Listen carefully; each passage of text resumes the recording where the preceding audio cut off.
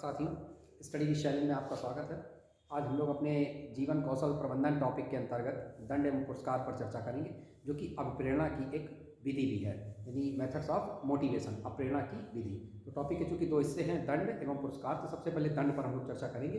देखिए, दंड अनैतिक व्यवहार के उदय होने पर नियंत्रण से संबंधित है, यानी कोई बच्चा शिक्षा के क्षेत्र में यानी अनैतिक गतिविधियों की ओर उन्मुख हो रहा है, तो उसे उस गतिविधि से जुड़ने के रोकने के लिए या अनैतिक कार्यों की ओर बढ़ने से रोकने के लिए जिस व्यवस्था का प्रयोग किया जाता है या जो प्रक्रिया अपनाई जाती है, उसे शिक्षा मनोविज्ञान के क्षेत्र में दंड के रूप में परिभाषित किया गया है। यदि देखिए, दंड का प्रभाव सकारात्मक और नकारात्मक दोनों प्रकार का होता है। यानी परीक्षा में आने पर अगर प्रश्न है कि दंड सकारात्मक है, नकारात्मक है, दोनों इनमें से कोई नहीं, तो उत्तर क्या होगा?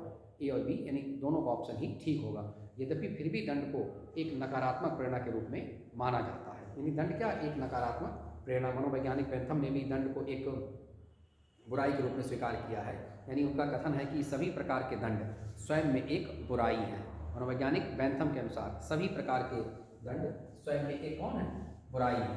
शिक्षा मनोविज्ञान के अंतर्गत दंड को ऋणात्मक या नकारात्मक प्रेरणा माना जाता है। और शिक्षा मनोविज्ञान में दंड को मुख्यतः 4 पर्वों में विभाजित किया गया है, या दंड के कितने 4 भेद बताए गए हैं। इसमें नंबर 1 है प्रतिरोधात्मक, दूसरा सुधारात्मक, प्रतिकारवाद दंड और परिणाम बोधक दंड है। तो जो हमारे लिए बहुत ही महत्वपूर्ण प्रश्न क्या है कि शिक्षा मनोविज्ञान के क्षेत्र में विद्यालय प्रबंधन के अंतर्गत दंड की किस वर्ग का या किस भेद का प्रयोग किया जाता है?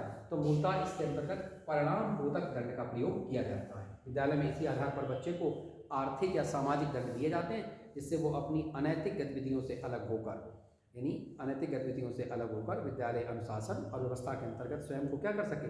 ढाल सके।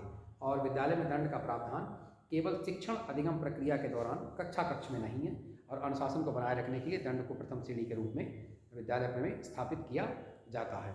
और इसी प्रकार से दंड को एक निषेधात्मक पुरस्कार भी कहा गया है। मनोवैज्ञानिक बेंथम ने, जो एक राजनीति शास्त्री भी हैं, सभी प्रकार के दंड को स्वयं में एक बुराई के रूप में परिभाषित किया है। इनकी पुस्तक फ्रेगमेंट्स ऑफ गवर्नेंस में दंड के कुछ मानकों का निर्धारण किया गया है कि किस प्रकार के अपराध के लिए या किस प्रकार की अनैतिक गतिविधि में संलग्न होने पर बालक को किस प्रकार के दंड की व्यवस्था की जाना चाहिए और किस समय पर किस प्रकार का दंड बालक को दिया जाना चाहिए। तो संक्षेप में हम लोग कह सकते हैं कि दंड एक स्वयं में एक बुराई है, यद्यपि निषेधात्मक पुरस्कार है और नकारात्मक या ऋणात्मक प्रेरणा के रूप में है। शिक्षा मनोविज्ञान में इसका प्रयोग मोटिवेशन या अभिप्रेरणा की विधि के रूप में किया जाता है। और दंड के संदर्भ में फ्रेगमेंट्स ऑफ गवर्नमेंट्स में जो मानक दंड के रूप में निर्धारित किए गए हैं, इस पुस्तक का लेखन मनोवैज्ञानिक बेंथम के द्वारा किया गया है। और दंड मुख्यतः शिक्षा मनोविज्ञान में 4 प्रकार से परिभाषित किए गए हैं, जिसमें ये जो महत्वपूर्ण हम लोगों ने जाने, प्रतिरोधात्मक दंड है, सुधारात्मक दंड है, प्रतिकारवाद दंड है और परिणाम बोधक दंड है। और विद्यालय में दंड इसी आधार पर दिया जाता है। तो इस वीडियो में हम लोगों ने दंड में जाना। इसी तरह से इसके अगले टॉपिक में हम लोग पुरस्कार पर चर्चा करेंगे। Thank you.